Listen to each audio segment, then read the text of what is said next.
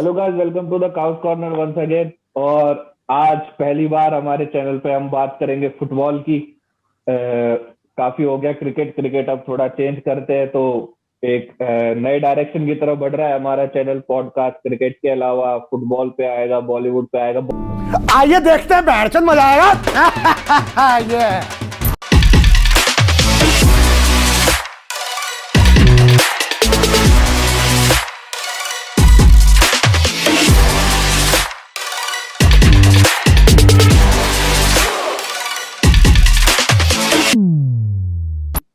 तो आज थोड़ा सा डिस्कस करते हैं यूएफए चैंपियंस लीग।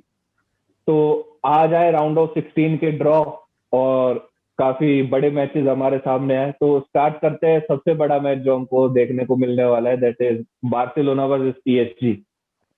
तो एक मतलब सबसे बड़ी चीज उसमें एक ये है कि ड्रॉ आया है 2 महीना पहले। तो अब ये देखने वाली बात होगी कि तब तक नेमार फिट होते हैं या नहीं रहते हैं। बार्सिलोना कूमन के साथ, कूमन रोनाल्ड कूमन वाली बार्सिलोना होगी या फिर कौन सी बार्सिलोना होगी, कोई और मैनेजर होगा, तो 2 महीने बाद कोई नहीं जाने। लेकिन फिर भी बार्सिलोना वर्सेस पीएसजी तो सुप्रिल से शुरू करते हैं कि सुप्रिल, आपको बताओ कि क्या लगता है कि क्या होने वाला है इस मैच में। कि अब हम चलो हम ये कंसिडर करेंगे इस वीडियो में कि जिस पोजीशन पे सारी टीमें अभी है उसी पोजीशन के साथ आगे रहेंगी और नेमार फिट रहेंगे उस मैच के लिए। तो फिर बहुत ही इंटरेस्टिंग मैच होगा। फिर I think Messi versus Neymar बना देंगे लोग, बट मेरे को लगता है कि जो मेन डिफरेंस है वो है कि एम्बापे को कौन पकड़ेगा। जैसे कि अभी हम लोग डिस्कस कर ही रहे थे, और ऐसे भी करता हूँ, ऐसे करके और ये ऐसे। अमेजिंग। और क्योंकि बारसा का डिफेंस तो बिल्कुल फॉर्म में नहीं है। वही डिफेंस में तो फिर यही हो जाता है ना कि पीएसजी के पास भी मार्किनोस को छोड़ के कोई नहीं है। हाँ, हाँ, बट फिर भी एज अ टीम अगर देखा तो पीएसजी अभी पिछले साल चैंपियंस लीग की रनर अप थी, तो मतलब अच्छा खेल के आई है वो। कॉन्फिडेंस तो रहेगा ही कि हम कॉन्फिडेंस पिछले तो साल रहेगा ही। से हाँ, फाइनल तक पहुंचे फाइनल हैं। में। हाँ, वो अलग बात है कि दोनों टीमें बायर्न से हार गई थी। हाँ, बारसा पहले हार के बाहर हो गई थी, लेकिन जैसे कि अमन यहाँ पे खुश हो रहे हैं बायर्न की जर्सी पहन के। नहीं, अमन के लिए मेरे लिए होगा अमन, नेमार एम्बापे या फिर मेसी और ग्रीजमान। Mbappe Neymar any day. Mbappe और नेमार एनी डे। नॉट वो लोग अलग ही फॉर्म पे चल रहे हैं अभी भाई। नहीं, नॉट एनी डे। नहीं बट आप ग्रीजमान मेसी में पीएसजी के वो लीग तालमेल नहीं फॉर्म है। को यूएफए के चैंपियंस लीग फॉर्म से नहीं हाँ, कंपेयर कर सकते। वो हाँ, वो लीग पहली बात तो वो पहली कंपेरेबल ही नहीं है वर्ल्ड की हाँ, किसी लीग नहीं, लीग लीग में भी पीएसजी हाँ। टॉप पे नहीं है, उधर ले हाँ, टॉप पे और लीली टॉप पे जो भी भी रहे नाम है तो भी वो लीग कभी नहीं करना कम्पिटिटिव चाहिए। रही नहीं है। देखिए, तो चीज वो है उनका क्योंकि ग्रुप अगर स्टेज जो बहुत टीम अच्छा है। मेन्यू से हार गई, ऐसी मेन्यू से, में। स्ट्रॉन्ग मेन्यू से नहीं, ऐसी मेन्यू बहुत से हार खराब गई, तो हालत फिर थी उस टाइम मैंने की। अभी जब हारे ये सीजन ये तो देखते हैं अब क्या होने वाला है, काफी टाइम है। और फिर उसके बाद जो एक और बड़ा मैच था, that was Atletico Madrid versus Chelsea. तो प्लेयर्स अपनी जगह पे ठीक है, लेकिन वो देखा जाएगा Diego Simeone versus Frank Lampard. हाँ और सिमियोने एक तरह से एटलेटिको लेजेंड बन चुके हैं। तो हाँ, केवल ये होता है कि एटलेटिको मैड्रिड का दूसरा सिनोनिम पूछा जाए तो दैट इज डिएगो सिमियोने। और फ्रैंक लैम्पार्ड के पास मतलब कि ये कि इस सीजन पैसा जिसके पास था वो फ्रैंक लैम्पार्ड के पास था भाई। अपनी पूरी सब भर रखा है उन्होंने। तो यहाँ पे अगर फ्रैंक लैम्पार्ड अभी भी नहीं जीते तो भाई साहब तुमसे कभी नहीं होने वाला इस टीम के साथ ले, मेरे हिसाब से, क्योंकि सबसे मोस्ट टैलेंटेड टीम होने वाली है ये। और बाकी स्मिथ बता पाएंगे क्योंकि चेल्सी को थोड़ा इन्होंने प्रीमियर लीग में देखा है। अगर ऑन पेपर देखे तो चेल्सी नो डाउट बहुत स्ट्रांग है ऑन पेपर, लेकिन अगर चैंपियंस लीग की बात करें और स्पेसिफिकली एटलेटिको वर्सेस चेल्सी की बात करें तो एटलेटिको के पास एज है, क्योंकि टीम भले बहुत अच्छी है चेल्सी की, लेकिन सारे यंग हैं और सारे अलग अलग लीग से आए हुए प्लेयर्स हैं, तो वो टीम बिल्कुल, केमिस्ट्री सारे अभी नए तक बनी नहीं है चेल्सी में। तो वो आपको जो ये जो चेल्सी का जो बेंच स्ट्रेंथ है और जो टीम स्ट्रेंथ है वो दिखेगा नेक्स्ट 2 सीजन के बाद। तो अभी तो एटलेटिको स्ट्रॉन्ग पॉइंट है, क्योंकि एटलेटिको पूरा काउंटर अटैकिंग फुटबॉल खेलती है, जो चेल्सी को ब्रेक करना पड़ेगा अगर उनको गोल मारना है तो वो चेल्सी के लिए थोड़ा डिफिकल्ट है करंटली, वो भी स्पेशली अगर जैन ओब्लैक जैसा कीपर अगर गोलकीपिंग में है तो। और अभी ये भी है ना कि पिछले 12-13 मैच में तो ला लीगा में सिर्फ 4 गोल खाए, जो हाँ। लास्ट 2 गोल एक ही मैच में आ गए रियल मैड्रिड के अगेंस्ट, जिसमें से भी एक ओन गोल था। तो मतलब 3 गोल ही ओपोनेंट मार चुका है एटलेटिको की डिफेंस के सामने, बट फिर भी एक चैलेंज है टीमो वर्नर, हकीम जियाद का, हाँ क्या कर पाएंगे वो दोनों। तो नेक्स्ट मैच एक मतलब बारसा पीएसजी के बाद जिसको सबसे एक्साइटिंग बोला जा रहा है, मतलब जिसको सभी देखना चाहेंगे, that will be Leipzig versus Liverpool. Yes, क्योंकि एक जैसे मैनेजर दोनों, मतलब उधर से 32 साल का जूलियन नाइगलसमैन, और पिछले साल तो भाई साहब सबसे ज्यादा इंप्रेस करने वाला था कि कोई स्टार प्लेयर नहीं लेकिन पूरी जीत जान लगाने वाली टीम। दूसरी ओर लिवरपूल अपने बेस्ट फॉर्म में चल रही थी लिवरपूल की टीम, लेकिन फिर एक साथ सब इंजर्ड हो गए और बहुत ही मुश्किल लग रहा है। बंद करो, हाथ जोड़ के मैं मोदी साहब से गुजारिश करता हूँ, मैं राजनाथ सिंह से गुजारिश करता हूँ। लेकिन फिर भी इंजरी के बाद भी जिस तरह से अभी भी प्रीमियर लीग में नंबर 2 पे है, तो आई थिंक अमन शेखर ही है हमारे तीनों में से बेस्ट, जो कुछ बता पाएंगे क्लब के माइंडसेट के बारे में इस मैच के लिए। देखिए, जैसे कि दोनों टीम्स का गेम मोर और लेस सेम है कि बहुत ही फास्ट अटैकिंग गेम है दोनों टीम्स का, आरबी लाइप्जिग और लिवरपूल का। मैं भी यही बोलूंगा कि इंजरीज के बहुत इंजरीज हुई हैं, जैसे कि उनके जो मेन डिफेंडर्स है, captain, I mean I guess Henderson के बाद जो नेक्स्ट प्लेयर कैप्टन बन सकते हैं, वर्जिल वैन डाइक, वो इंजर्ड है, वो पूरे सीजन के लिए बाहर है। सेकेंडली उनका कि जो यंग डिफेंडर है जो गोमेज, वो भी फुल्ली फिट नहीं है, कि मतलब कि 90 मिनट्स नहीं खेल सकते वो। और उनके जो एक और डिफेंडर थे थोड़े एजेड, जोएल मैटिप, वो भी इंजर्ड हो गए। तो कंसिडरिंग कि अगर जोएल मैटिप अगर वापस आ पाए, अगर शायद फिट हो पाए, या फिर एटलीस्ट अगर जो गोमेज के साथ अगर एक सॉलिड पार्टनरशिप बना पाए, तो देयर इज अ पॉसिबिलिटी कि लिवरपूल जीत सकती है, वरना डिएगो जोटा भी इंजर्ड हो चुका है, जो इकलौता गोल स्कोरिंग था आदमी, वो भी इंजर्ड। और प्लस एक और चीज की, पिछले सीजन जो लिवरपूल की फ्रंट थी फायर कर रही थी, वो इस सीजन फायर नहीं कर रही, वो नहीं हो पा रहा है। फ्रंट 3 नहीं, लिवरपूल से फ्रंट 2 फायर करते हैं, फर्मिनो कुछ फायर नहीं कर रहा। फर्मिनो तो गोल मारना भूल चुके हैं, साला ही एक हैं जो गोल मार रहे हैं, माने मार देते हैं कभी कभी।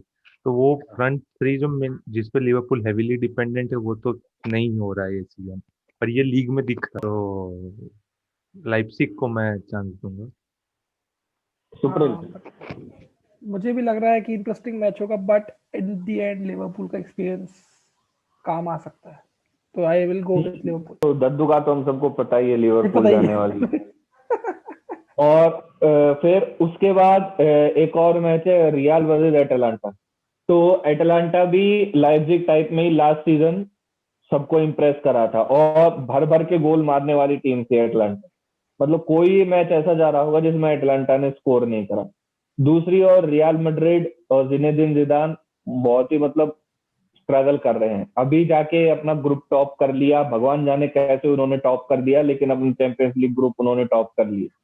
फिर उसके बाद अब डिएगो सिमियोने को हरा दिया है मैड्रिड डार्बी में। तो स्मिथ की मतलब क्या वापस अब एक जिदान मैजिक देखने को मिलेगा इस चैंपियंस लीग में, और रामू भैया है ही, या फिर एटलांटा एक अपसेट? बट रियल मैड्रिड के 2 साइड होते हैं, एक जो वो ला लीगा में खेलते हैं और एक जो चैंपियंस लीग में खेलते हैं। वो चैंपियंस लीग में हमेशा रियल मैड्रिड आपको हमेशा ए से भी ऊपर का गेम हमेशा मिलेगा। चाहे आपने बोला कि कैसे क्वालिफाई किया पता नहीं, लेकिन वो अपने लीग में 3rd थे अपने ग्रुप में, और लास्ट डे पे भी क्वालिफाई का कुछ पता नहीं कि यूरोपा खेलेंगे कि कहाँ जाएंगे। ग्रुप टॉप करके अब एटलांटा के सामने ड्रॉ है, तो ड्रॉ भी इजी है, और प्लस चैंपियंस लीग में जो रियल मैड्रिड नॉकआउट स्टेजेस में आती है वो फिर अलग ही दिखती है आपको। तो any day champion real Madrid Atlanta के सामने। रियल मैड्रिड कोई इसमें शक नहीं, आई थिंक, बट आगे जाके मुझे लगता है कि इस साल चैंपियंस लीग जीतने के कंटेंडर है। अब भाई है ना, चैंपियंस लीग में फिर वो बायर्न खड़ी है, तो फिर कोई इतना दिमाग कोई लगाना नहीं चाह रहा। फिर उसके बाद है Dortmund versus सेविया। Dortmund out of form है, मैनेजर को अपने को सैक कर दिया है, अभी किसी असिस्टेंट को दिया है। जर्मनी की टीम है भाई, सोच रहे हैं जो हैंसी फ्लिक ने करा वो कर दे, लेकिन एक मोस्ट टैलेंटेड और यंगस्टर जो जिस टीम के पास है दैट इज बोरुसिया डॉर्टमंड आज की डेट में। Erling Haaland, Jadon Sancho, Marco Reus भी अच्छे हैं, और शायद एक बर्मिंघम सिटी से जेड बेलिंगम ऐसे एक प्लेयर को इन्होंने साइन करा था। Jude Bellingham. तो हाँ, तो ये लोग हैं, तो फिर कभी भी आप डॉर्टमंड को काउंट आउट तो नहीं कर सकते। और सामने है सिविया। सिविया के लिए एकदम अलग स्टेज है। अब हमेशा वो इस साल यूरोपा लीग खेल रहे होते हैं, हमें तो खुदा ही पता नहीं कि हम यहाँ क्या कर रहे हैं, कहाँ नहीं। और मस्त उनका बढ़िया एक ट्रॉफी पक्की पक्की हो जाती है उधर खेल। लेकिन इस बार चैंपियंस लीग में, और फिर मतलब यही एक ऐसा मैच है जिसको हम लोगों में से शायद कोई गैस ना कर पाए। Dortmund being a bigger club than Sevilla, हम बोल दे कि हाँ भाई डॉर्टमंड जीतेगा, but still you never know. उसके बाद बायर्न वर्सेस लाजियो। तो एक चीज ही है, मतलब कि हाँ सबको पता है बायर्न जीतने वाली है। सबसे बड़ा क्वेश्चन आता है what will be the difference. या ये प्रेडिक्ट करना है। हाँ, लेकिन फिर उसके बाद एक ही चीज है जो बायर्न के अगेंस्ट जा सकती है, जो पिछले 2 चैंपियंस लीग में हमने देखा है कि डिफेंडिंग चैंपियंस राउंड ऑफ 16 से बाहर हो रहे हैं। रियल मैड्रिड को इन्होंने कर दिया था, आयक्स ने लिवरपूल को कर दिया था, एटलेटिको ने नहीं, 2018 में आयक्स हरा देता है और फिर इधर लिवरपूल को एटलेटिको हरा देती।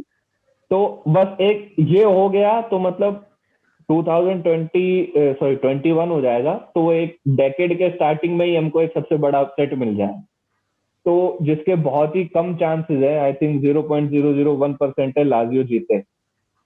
लेकिन स्टिल लेट्स सी। अमन शेखर बताएं।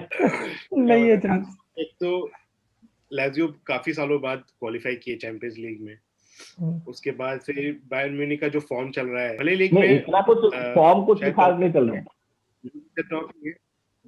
बट कंसीडरिंग जो उनके प्लेयर्स हैं, उनके पास जो प्लेयर्स फॉर्म में भी चल रहे हैं, जैसे कि मैनुअल नॉयर ने भी एक सॉर्ट ऑफ अपना खोया हुआ फॉर्म वापस पा लिया है। रॉबर्ट लेवेंडोव्स्की भी अपने one of the best forms in his life चल रहे हैं। उनके सर्ज ग्नाब्री भी बहुत अच्छा उनका परफॉर्मेंस रहा है, काफी सारे गोल्स मार भी रहे हैं। और फिर लेरॉय साने का भी परफॉर्मेंस ठीक रहा है जब से वो डेब्यू किए हैं। मतलब वो जरूरत ही नहीं पड़ी है साने की टेक्निकली टीम को। हाँ, वो बात भी सही है। इनके पास और भी विंगर्स है जो लेफ्ट विंग पे खेल सकते हैं। डगलस कोस्टा है, किंग्सले कोमन भी है। मिडफील्ड में तो ऐसा लगता है कोई बाउंसर उनके पास है लियोन गोरेत्स्का नाम से। बट ये मेरे हिसाब से एक वन साइडेड मैच देखने को मिलेगा बायर्न म्यूनिख के लिए। एग्रीगेट लाजियो शायद अपने होम पे एक गोल शायद मार दे शायद, बट अदर देन कोई चांस नहीं है लाजियो का।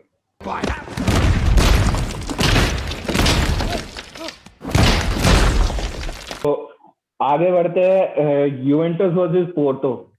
तो एक रोनाल्डो पोर्चुगल की टीम के अगेंस्ट खेल रहे होंगे इस मैच में।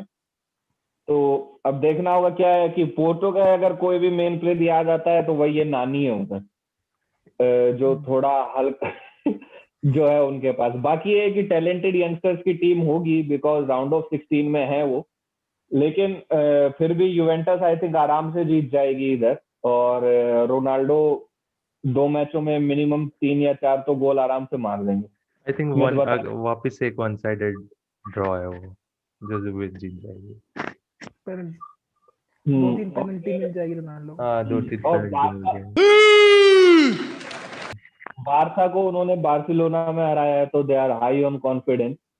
और रोनाल्डो के लिए भी, अब रोनाल्डो चाहेंगे कि तीसरा सीजन है आई थिंक यूवेंटस के साथ, तो भाई चैंपियंस लीग इस बार तो हो सकता है आखिरी सीजन भी हो जुवे के साथ। और मोस्ट प्रोबेबली एक और आखिरी सीजन हो सकता है 10 सालों में एक बार वापस प्रेडिक्शन किया जा रहा है कि Gianluigi Buffon will retire after this season. That I will never retire.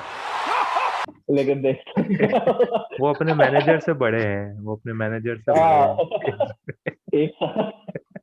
But still at his best Messi को उन्होंने रोके रखा था कैंप नो में, तो अभी देखते हैं क्या रहता है। बुफॉन स्टार्ट करते हैं या फिर जो उनके नॉर्मल शेज़नी। कीपर है, क्या नाम है उनका? उसने एक शेज़नी शेज़नी शेज़नी, बहुत हाँ। किया शेज़नी। उसके बाद है जो मैच है that is Manchester City versus Monchengladbach. तो मुंचेनग्लैडबैक का मतलब यही है कि आई थिंक पहली बार वो आए हैं और हाँ, पहली सामने बार। उनके पेप गार्डियोला की मैनचेस्टर सिटी, और पेप के लिए भी एक अच्छा चांस है कि भाई ठंडे दिमाग से खेलो, आगे बढ़ो, चोक मत करो इस बार। और पेप भी शायद कहीं ना कहीं ये है कि जो बारसा के बाद कहीं पे भी उनको एक जो चैंपियंस ट्रॉफी की तलाश है, एक चैंपियंस लीग की ट्रॉफी की, तो मे भी शायद इस साल वो पूरी करना चाहेंगे। मैनचेस्टर सिटी की टीम हमेशा से ही अच्छी रहती है। आई थिंक सर्जियो एग्युएरो इंजर्ड है, हाँ, लेकिन है अभी 2 महीने तो अभी हो भी सकता है। बहुत प्लेयर है उनके पास, तो आ जाएगा। और बाकी स्मिथ बताएंगे। मुंचेनग्लैडबैक के बारे में टू बी ऑनेस्ट अपने को इतना कुछ आइडिया है नहीं। मेरे को तो नाम ही नहीं लेते आता है। बोरुसिया मुंचेनग्लैडबाख अपने लीग में करंटली 8th है, लेकिन पहली बार हाँ। चैंपियंस लीग राउंड ऑफ 16 में क्वालिफाई किए वो। मैनचेस्टर सिटी एक वो ये भी चाहेगी कि ये सीजन किसी तरह अच्छा परफॉर्म करे, आगे तक जाए या फिर जीत जाए, ताकि लियोनेल मेसी बारसा में रह के थोड़े इम्प्रेस हो हाँ, और थोड़ा और मन करे उनका आने का। और ये भी देखा जाएगा बिकॉज मैनचेस्टर सिटी अभी तक प्रीमियर लीग में इतना कुछ अच्छा कुछ उखाड़ तो रहे नहीं है वो। नहीं मतलब 9th तो पे है टेबल पे। तो हाँ, करंटली तो बहुत मतलब as per city city expectation तो स्टैंडर्ड्स या बहुत ही लो बहुत है। कम है। तो यही है कि अभी चैंपियंस लीग पे भी ध्यान देना चाहेंगे और प्रीमियर लीग को भी सुधारने की कोशिश होगी उनकी। तो let's see lot of exciting matches on our way. और Indian standard time by Aman Shekhar के हिसाब से मैच शुरू होंगे 17 फेब को। और so guys, thank you for connecting with us to the Chaos Corner.